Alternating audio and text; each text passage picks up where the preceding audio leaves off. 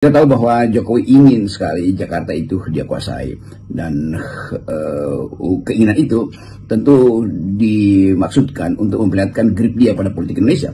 Kan itu dasarnya tuh, dan sejumlah aktivitas sudah dirancang dari awal, dilulukan supaya pasangan Jokowi itu tampil sebagai pemenang. Presiden Prabowo bahkan harus turun lapangan untuk memastikan bahwa persiapan yang hendak membawa Ridwan Kamil ke DKI 1 harus dibuat matang sematang-matangnya. Fakta ini sudah menunjukkan bahwa Jokowi tekor banyak di Jakarta. Kita bayangkan bagaimana persiapan Jokowi untuk menangkan Ridwan Kamil, ratusan miliar pas sudah beredar. Ternyata rakyat Jakarta tidak mempan, dibujuk dengan uang. Dan itu penanda pertama bahwa Jakarta ini udah jadi kota yang tidak mungkin lagi dipermainkan secara manipulatif.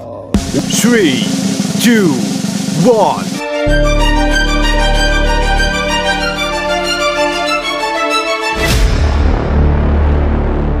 Menurut perhitungan kami, pasangan Pramono Anung Rano akan memenangkan kontestasi pemilihan gubernur daerah khusus Jakarta dalam satu putaran. Memang saat ini perdebatan dua putaran pilkada daerah khusus Jakarta sedang ramai. Ini juga karena terkait dengan banyaknya perhatian publik yang memiliki asumsi adanya skenario dari pihak kekuasaan saat ini untuk mengkondisikan pemilihan gubernur daerah khusus Jakarta itu menjadi dua putaran. Tentu saja isu ini juga pernah mencuat dari bocor arus Tempo. Belakangan upaya dua putaran ini sangat kencang atau sangat masif. Mungkin teman-teman sudah memetakan atau melihat gitu. Apa yang membuat operasi dua putaran itu begitu kencang gitu? Lantas bagaimana sih sebenarnya perolehan suara pasangan Pramono Anung Rano menurut quick count dan real count yang ada? Bagaimana pula undang-undang yang mengatur soal 50% lebih tersebut? Kalau kita baca dari berbagai lembaga survei yang melakukan hitung cepat atau quick count, bahkan real count, memang mayoritas memberikan gambaran perolehan suara pasangan Pramono Anung Rano itu melebihi dari 50%. Tapi ada salah satu lembaga survei, yaitu Indikator Politik Indonesia, merilis perolehan suara pasangan Pramono Anung Rano yang hanya mencapai 49,87%.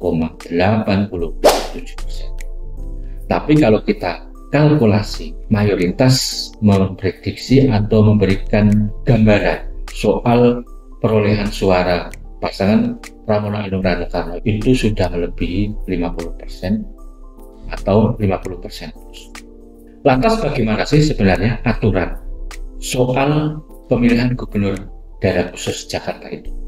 Menurut Undang-Undang Nomor 2 Tahun 2024 Pasal 10 memang mengisyaratkan pertama bahwa daerah khusus Jakarta dipimpin oleh gubernur atau wakil gubernur melalui proses pemilihan langsung. Kedua, pasangan gubernur wakil gubernur yang memperoleh suara lebih dari 50% akan ditetapkan sebagai gubernur wakil gubernur terpilih. Kalau kita mengacu undang-undang yang berlaku saat ini dan juga hasil hitung cepat dari berbagai lembaga survei yang ada, maka kemungkinan besar pasangan Pramono Anung Rano akan memenangkan pemilihan gubernur daerah khusus Jakarta ini. Maka perdebatan dan kegelisahan soal 50% plus itu sudah selesai. Apalagi ini juga kemudian sudah ditegaskan oleh Ketua KPU Provinsi Daerah Khusus Jakarta yang mengatakan bahwa yang dimaksud dengan 50% lebih itu atau plus satu itu adalah 50% lebih satu orang yang memilih. Padahal kalau kita lihat dari berbagai lembaga survei yang merilis quick count itu, perolehan pasangan Pramono Anung Rano itu sudah mencapai 50,07%. Maka tidak ada spekulasi soal perdebatan 50% lebih atau plus satu. Semua sudah selesai. Kita tinggal menunggu apa keputusan KPU nanti soal perolehan suara masing-masing calon yang ada.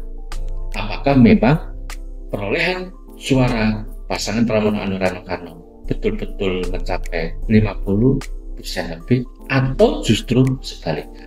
Maka perlu memang publik mengawal perjalanan proses penghitungan suara yang ada, karena kemungkinan akan terjadi anomali. Apalagi saat ini memang sudah ada isu akan ada skenario masalah 2 putaran, dan itu memang sudah banyak disuarakan oleh pihak-pihak kekuasaan yang ada, menyuarakan bahwa pemilihan gubernur daerah khusus Jakarta itu ada 2 putaran. Tapi melalui data-data yang ada, kami yakini pemilihan gubernur daerah khusus Jakarta akan dimenangkan oleh Pramono Anung Rano Karno dalam 1 putaran.